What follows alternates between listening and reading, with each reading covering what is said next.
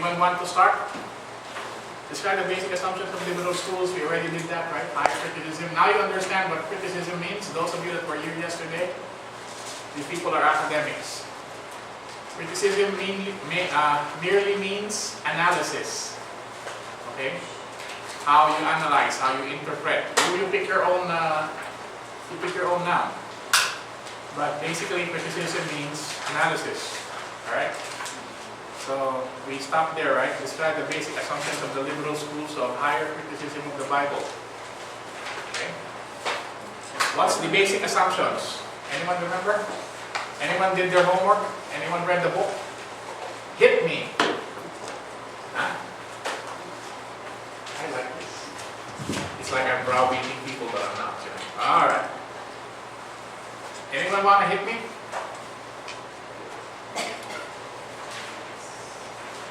Anyone want to give me anything? No?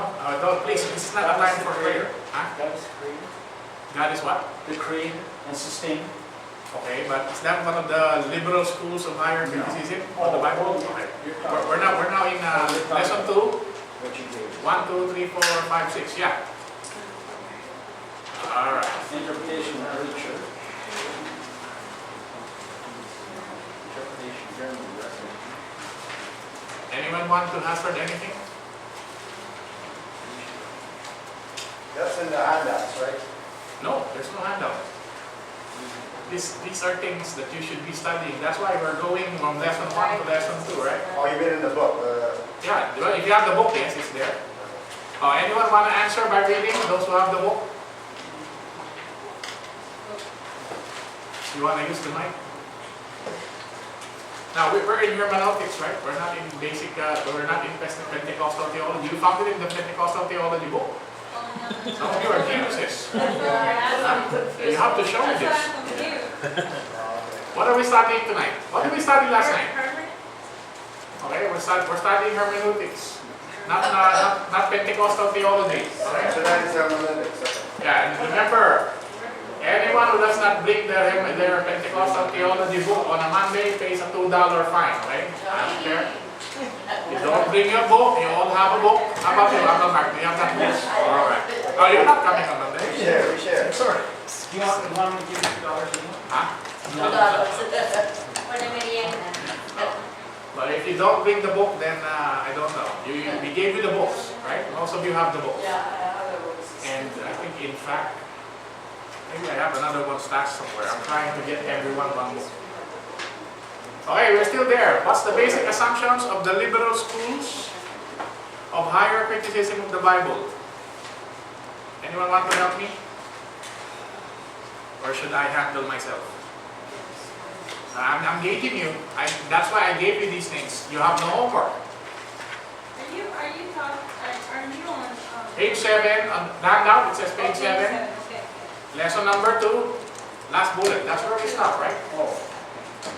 Explain how a clear Explain how a clear biblical hermeneutic influenced the 16th century Reformation. We already did that. Okay? What did we talk about? We talked about indulgences, right? We talked about traditions and how what Luther did was to attack these things. And then of course people like Ulrich Zwingli, you know, Bonhoeffer. We talked about all these things, right? Okay, now we're describe the basic assumptions of the liberal schools.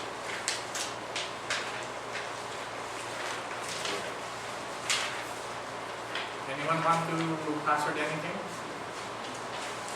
Okay, well, I think you need me to help you. Liberal schools, okay? What are the liberal schools? Why do they call themselves liberal? Think about it. If you are taking an exam right now, you didn't study, write an essay. I say write an essay, okay? At least 300 words. Describe the basic assumption of the liberal schools of higher criticism of the Bible. What would you say? They would say that it is not God's inspired. Okay. Why? They would say just only man wrote it. It was not inspired. Alright, that's one of those. That it was not inspired by God. What else?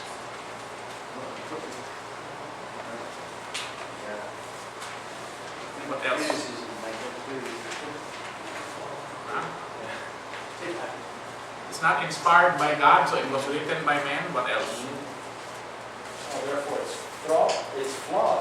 Yeah, that was it. Okay. It contradicts itself. When it comes to being able to prove a contradiction of Scripture, when you are able to do that, one part of Scripture, if you're able to contradict one part of Scripture, you might as well claim to be able to contradict everything. If you are able to, without question, prove the fallacy of a certain portion of Scripture, 2 verses, 1 verse, if you're able to prove that, and you are able to fend off all the apologetics, all the answers that other people who believe the Scripture is true, and you're able to negate all of that. So you are able, without any doubt, to prove that a portion of Scripture is false. Then what's to stop you from proving everything is false? That's why we have a problem, some of us who were raised in liberalism. I was raised in liberalism. Even now, look at my face page. I have people posting things about the United Methodist Church considering some of their stances when it comes to homosexuality. Okay. So I was groomed in that. One pastor told me that Job was just a literary figure.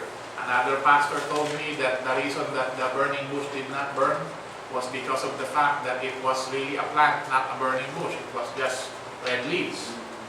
Okay? When you get things like this, okay, these are the basic assumptions. 2, some of the basic assumptions. Jesus did not die. He only swooned. Okay? Other things. How about, again, this is all over the place, but these are the basic teachings. Again, another pastor taught me when I was a little boy. You know the feeding of the 5,000? Well, there was really enough fish and bread there.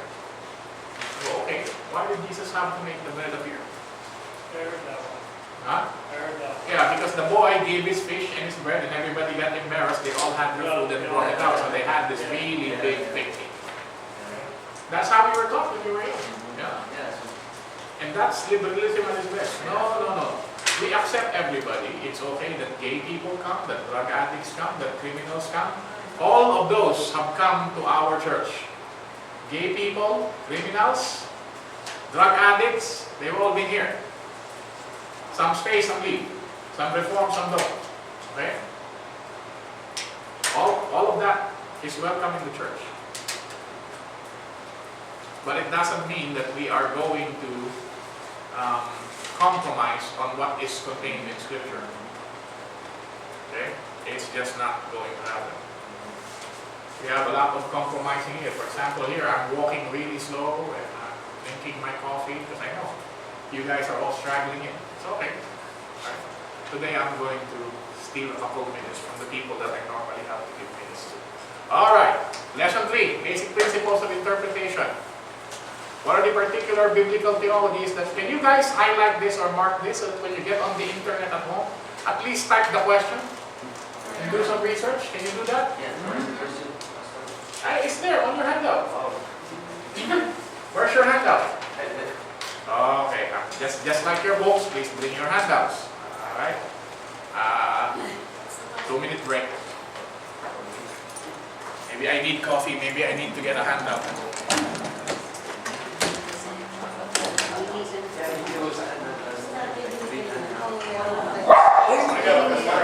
Hey, behave. So here it is. They're a bit tired of That's the whole crew with you, huh? I missed some work today, so They're just taking their break. but I just told my boss I'm going to Who is that, Benita? It's my clothes. Is that Benita? See how many schools? Yeah. That's good. Okay. It's not easy, but we only need his help. That's why I have to make it. Like when life gets easier, then we'll have more time just to serve God, so it won't get easier than here. We'll be here more, probably doing ministry or something. Yeah. That's right.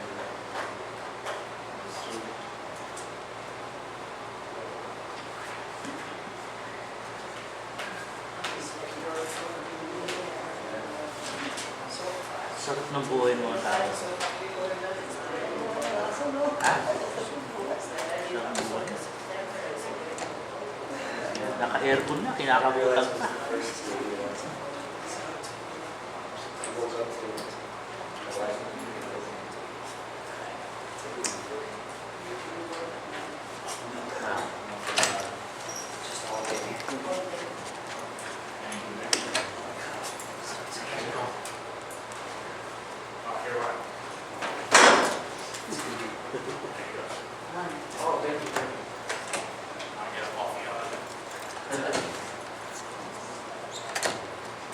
Alright, please, there's a